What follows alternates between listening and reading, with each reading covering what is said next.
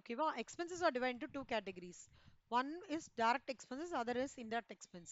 See, this classification is based on whether the expenses is related to a cost center or a cost unit. அப்படின்னா என்ன அர்த்தம்னா, if I'm able to align my expense to a particular department because the department has incurred this expense, na, the direct expenses.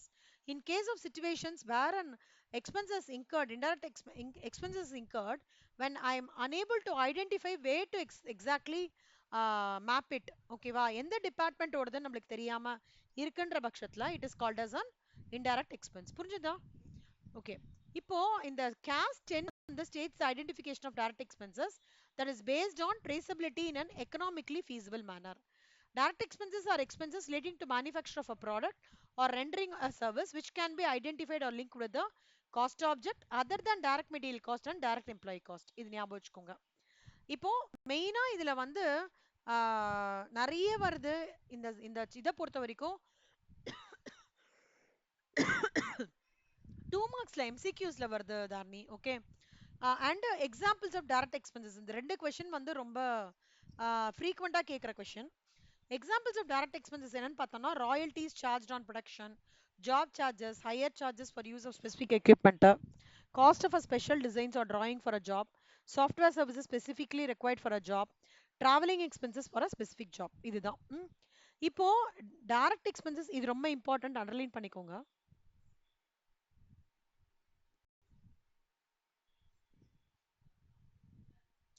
இப்போ nature of direct expenses are chargeable expenses so direct எக்ஸ்பென்சஸ்ன்றது prime காஸ்ட்ல இருக்குன்னு தெரியும் indirect எக்ஸ்பென்சஸ்ன்றது over ஹெட்ஸ்ன்றது தெரியும் இதுல எந்த ப்ராப்ளமே இல்லை இப்போ டைரக்ட் எக்ஸ்பென்சஸை வந்து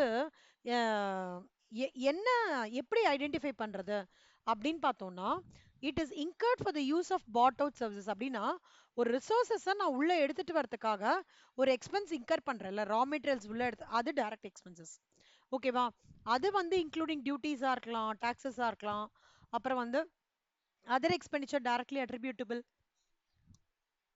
that to net of trade discounts rebates taxes duties refundable எல்லாமே in case of research and development cost the amount traceable to the cost object for the development and the improvement for the development cost எல்லாமே direct expenses டா okay direct expenses ன்றது they are incurred in lump sum or one time payment அந்த மாதிரி இருக்கும் இந்த மாதிரி இருந்ததுன்னா அமார்டைஸ் பண்ணணும் அப்படின்னா என்ன அர்த்தம்னா we will have to spread out that particular cost over a period of time ஓகேவா அதுக்கப்புறம் P&L காமிக்கணும் அதுதான் லம்சம் ஒன் டைம் பேமெண்ட்லாம் அப்படி காமிக்கணும் ஒன் டைம் பேமெண்ட்ன்றது எக்ஸாம்பிள் பார்த்தீங்கன்னா advertisement expenses what ever is இல்லை அட்வர்டைஸ்மெண்ட் எக்ஸ்பென்சஸ்ன்னு சொல்ல முடியாது இது வந்து ரிலேட்டட் டு த மெட்டீரியல் தானே ஏதாவது ஒன் டைமா நம்ம பண்ணியிருக்கோம்னு வச்சுக்கோங்களேன் ப்ரெக்யூர்மெண்ட் ரா மெட்டீரியல் காஸ்ட்ல ரிலேட்டடா ஒன் டைம் எக்ஸ்பென்சஸ் ஏதாவது பண்ணியிருக்கோம்னா அப்போ அது இட் வில் பி அபார்டைஸ்டு அது அப்புறம் royalty technical know-how fees designing fees ஓகேவா இது எதன் மூலமா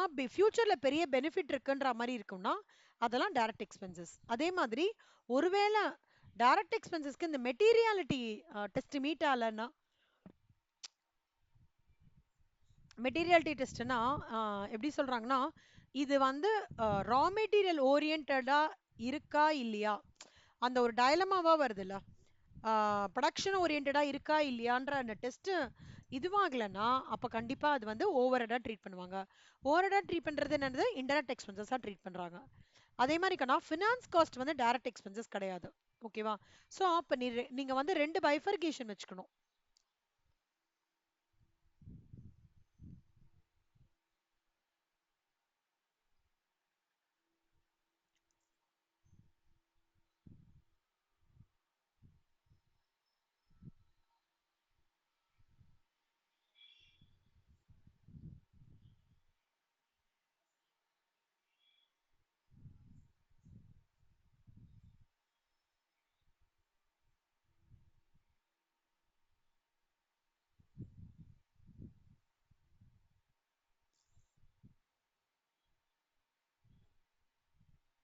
ஓகே ஸோ அந்த பைஃபர்கேஷன் வச்சுக்கணும் எது டைரக்டா இருக்க முடியும் எது இன்டைரக்டா இருக்கு எது டைரக்ட் இல்லைன்னு சொல்லிட்டு ஸோ ஃபினான்ஸ் காஸ்ட் வந்து incurred with a self-generated or procured resources shall not form part of direct expenses. Direct expenses shall not include imputed cost. Suppose ஒரு goods வந்து produce for captive consumption இல்ல அந்த மாதிரி இருந்தது அப்படின்னா it is not a direct expenses. Direct expenses அதே மாதிரி எப்பவுமே அக்கௌண்டட் அட் ஸ்டாண்டர்ட் காஸ்ட்ல தான். இந்த நார்மல் ரீசன்ஸ்னால வேற வேரியன்ஸை வந்து எப்பவுமே part of direct expenses are treat பண்ணுவாங்க. Vacancies due to normal abnormal reasons shall not form part of the direct expenses. ஓகேவா? நெக்ஸ்ட் இங்க பார்க்கணுமா, சப்சிடி கிராண்ட் இன்சென்டிவ் இந்த மாதிரி எல்லாம் இருக்கு பாத்தீங்களா, அதெல்லாம் எப்பவுமே டைரக்ட் எக்ஸ்பென்சஸோட ரெடியூஸ் பண்ணிடணும். ஞாபகம் வச்சுக்கோங்க. சப்சிடி கிராண்ட் இன்சென்டிவ்ஸ் இந்த பாயிண்ட் நல்லா ஞாபகம் வச்சுக்கோங்க. It should be incentive or any such payment received or receivable with respect to any direct expenses shall be reduced for ascertainment of the cost object to which such amounts are related. Okay. அப்புறம் ஏதாவது abnormal போர்ஷனா இருக்குன்னு வச்சுக்கோங்களேன், அந்த மாதிரி portion normal portion மட்டும்தான் of direct expenses will be forming part of your direct composition expense category. அதுலயே direct எக்ஸ்பென்சஸ்லயே abnormal portion இருக்குன்னா அது டைரக்ட் எக்ஸ்பென்சஸ்ல வராது. புரிஞ்சுதா? ஓகே. நெக்ஸ்ட் வந்து penalties damages paid to the statutory authorities shall not form part of the direct expenses. Credit recoveries relating to direct expenses, material and quantifiable, shall be deducted to arrive at the net direct expenses. Okay. அப்புறம் any change in the cost accounting principle applied for the measurement of the direct expenses should be made only if it is required by the law. கண்ணா ஓகேவா? Direct எக்ஸ்பென்சஸ்க்கான measurement பண்றவங்க இல்லையா, அதுக்கான case இருக்குல்ல, cost accounting charges, அது வந்து அதுல ஏதாவது changes நடந்தா காஸ்ட் அக்கவுண்டிங் ஸ்டாண்டர்ட்ல அதுக்கான ப்ராப்பர் கம்ப்ளைண்ட்ஸை வந்து ஃபாலோ பண்ணதுக்கு அப்புறம் தான் நம்ம காஸ்ட் ஸ்டேட்மெண்ட்ஸ்ல வந்து அதை இன்கார்பரேட் பண்ணும், இல்லைன்னா பண்ணவே கூடாது. இதெல்லாம் கண்டிப்பா நீங்க கேஸ் 10ல வந்து கண்டிப்பா பார்த்துக்கோங்க. டைரக்ட் எக்ஸ்பென்சஸ்ல ரொம்ப இம்பார்ட்டன்ட். இப்போ கம் டு இல்லஸ்ட்ரேஷன் 46. ஓகேவா?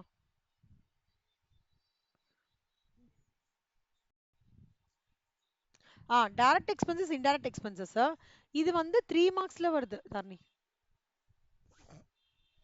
தரணி இந்த வாட்டி தியரி வந்து ஏபிசி அனாலிசிஸ் கேட்டிருந்தாங்க. லேபர்ல நான் சொல்லி கொடுத்தேன்ல ஏபிசி அனாலிசிஸ், அது காஸ்ட் ஷீட் ஒன்று வந்திருக்கு. அந்த மாதிரி நீங்க அப்புறம் நெட்ல போட்டாங்களான்னு தெரியல கொஸ்டின் பேப்பர். இதுல தான் சொன்னாங்க என்கிட்ட காஸ்ட் ஷீட் இது அதெல்லாம் தான் சொன்னாங்க. நெட்ல வந்ததுக்கு அப்புறம் கோத்ரூ பண்ணி பாருங்க. டைரக்ட் எக்ஸ்பென்சஸ் இன்டைரக்ட் எக்ஸ்பென்சஸ் ஒன்றும் இல்லைக்கண்ணா. டைரக்ட் எக்ஸ்பென்சஸ்ன்றது வந்து ப்ராடக்ட் ரிலேட்டட், இன்டைரக்ட்ன்றது வந்து it is totally not related to product. இது வந்து ட்ரேடிங் அக்கௌண்டோட டெபிட் சைடு, இது பிஎன்எல்லோட debit side. Okay. Direct expenses வந்து ஸ்பெசிஃபிக் ப்ராடக்ட் டிபார்ட்மெண்ட் செக்மெண்ட்ல அலோகேட் ஆயிருக்கு. இன்டைரக்ட் எக்ஸ்பென்சஸ் வந்து they are shared among different products department and segments. இது வந்து they become part of the total cost of the goods sold. ஓகேவா? இது the indirect expenses are not included in the total cost of the goods or services sold. Okay. அப்புறம் examples direct labour இதுக்கு வந்து normal கணுமா. Direct எக்ஸ்பென்சஸ்க்கு வந்து examples பார்த்தீங்கன்னா power, அப்புறம் வந்து rent of the factory related to any factory, அதெல்லாம் வந்து direct expenses. ஓகேவா? அப்புறம் இன்டைரக்ட் எக்ஸ்பென்சஸ்ல வந்து எல்லா ஆஃபீஸ் அட்மின் காஸ்ட் எல்லாமே indirect expenses. Bad debts insolvent indirect expenses. Consultancy indirect expenses. இது நல்லா பார்த்துக்கோங்க. இப்போ இல்லஸ்ட்ரேஷன் 46 பார்த்தீங்கன்னா royalty paid on sales 30,000, royalty paid on units produced வந்து 20,000, hire charges 2,000, design charges 15,000, software development charges வந்து 22,000, கம்ப்யூட் த டைரக்ட் எக்ஸ்பென்சஸ். இப்போ format எப்படின்னு பார்த்துக்கோங்க தாரணி. இதான் ஃபார்மேட். டைரக்ட் எக்ஸ்பென்சஸ்ல இதெல்லாம் தான்டா டைரக்ட் எக்ஸ்பென்சஸ். சேல்ஸ்ல பே ஆயிட்டா இருக்கிறது, அப்புறம் ப்ரொடியூஸ்ட்ல ராயல்ட்டி கட்டி இருக்கிறது, higher charges, design charges, software development charges. இந்த குட்டி நோட் பக்கத்துல வச்சிருக்கீங்களா கண்ணா? குட்டி நோட் பக்கத்துல இருக்கா இல்ல ரொம்ப தூரமா எடுக்கணுமா? போய் உங்களுக்கு மட்டும் எடுக்க முடியுமா மட்டும் எடுத்துட்டு வாங்களேன். இந்த இது மட்டும் எடுத்துட்டு வர முடியும். நான் வெயிட் பண்றேன் கண்ணா, எடுத்துட்டு வாங்க.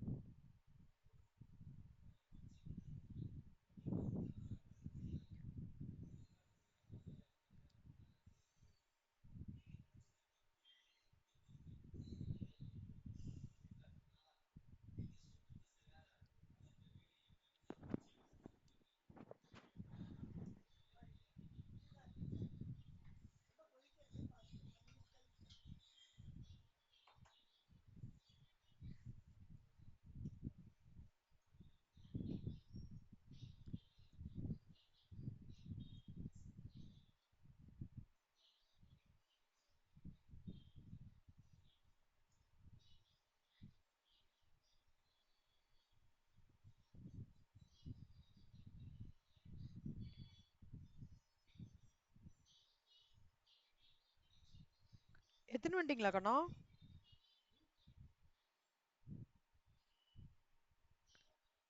Super super, very good. எதுங்க?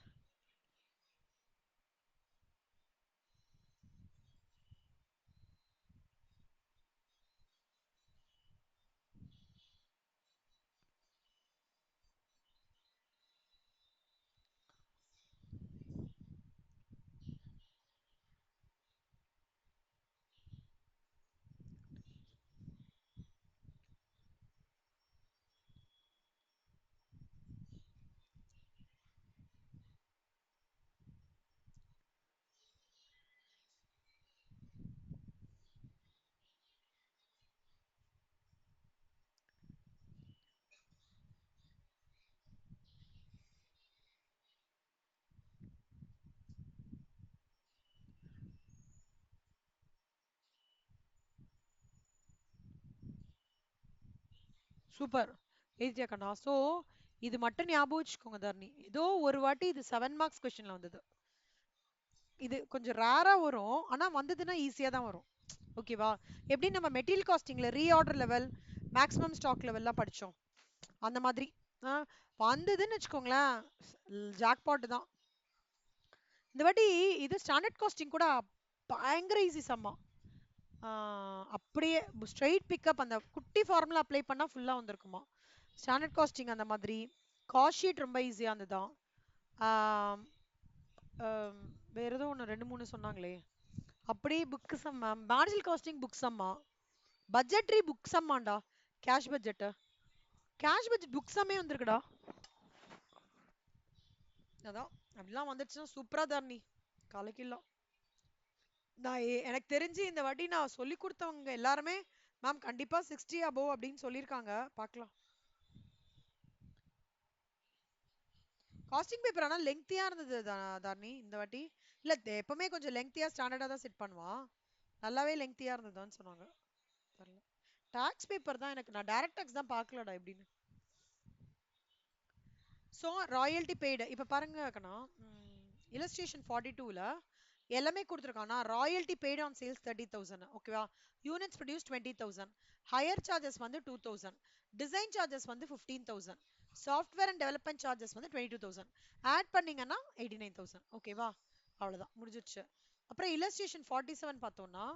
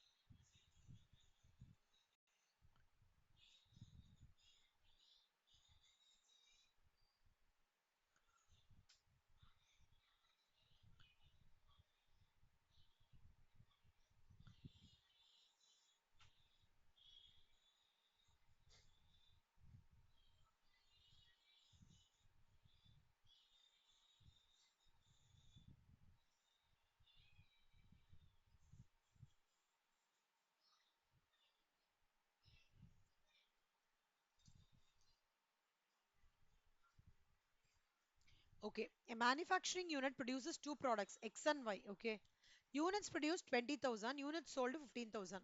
Mission hours வந்து 10,000, design charges 15,000, software development charges 24,000. Royalty என்ன சொல்றான், ஒரு யூனிட்டுக்கு வந்து 2 ரூபாயா ராயல்ட்டி. ஓகேவா? அப்போ ஒரு யூனிட்டுக்கு 2 ரூபாய். அப்ப எவ்வளவு யூனிட் சேல்ஸ் பண்ணிருக்கா? 15,000 யூனிட்டுக்குனா 30,000 ரூபாய். ஓகேவா? அதே மாதிரி ஒரு யூனிட்டுக்கு வந்து ஃபார் போத் த ப்ராடக்ட்ஸ் 2 ரூபாயா. அப்ப இது எவ்வளோ? Number of units sold 12,000 24,000. Okay. Next royalty paid on units produced வந்து 35,000. ஒரு யூனிட்டுக்கு 1 ரூபாயாண்டா. ஒரு யூனிட்டுக்கு 1 ரூபாய்னா எவ்வளவு ப்ரொடியூஸ் பண்ணிருக்காங்க? 20,000 யூனிட். So 20 into 1 20,000. ஓகே. அதே மாதிரி 15 into 1 15,000. Okay. Next as usual அவன் என்ன சொல்றான்னா, ஹையர் சார்ஜஸ் கொடுத்துருக்கான் 5,000, compute the direct expenses. அப்பனா என்ன அர்த்தம்? Royalty paid on units sold வந்து ஒரு 24,000, ராயல்டி paid on sales வந்து 24,000, paid on purchases 15,000, higher charges for the இது வந்து 5,000, on product X மட்டும்தான் அப்ப வந்து அது 5,000, design charges வந்து 15,000 18,000, software development 24,000 36,000 ஆட் பண்ணானா ஈஸியா வந்துரும்.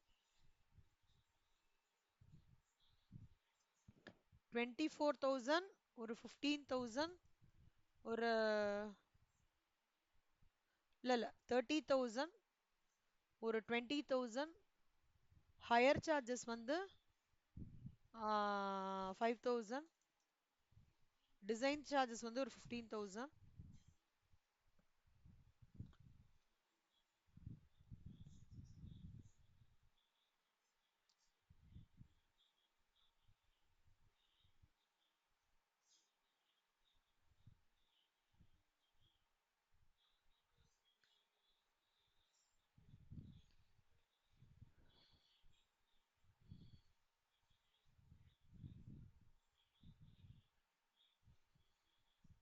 இது ஒரு 50